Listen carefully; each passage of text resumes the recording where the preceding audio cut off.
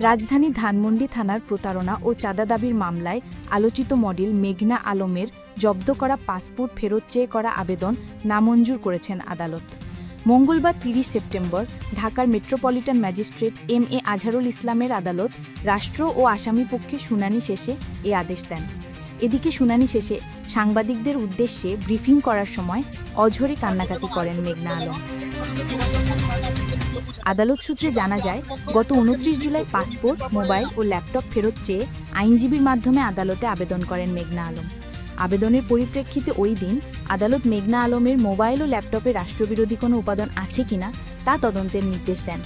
একই সঙ্গে এসব ডিভাইসের মালিকানা যাচাই করে তদন্তকারী কর্মকর্তাকে প্রতিবেদন দাখিল করতে বলা হয়।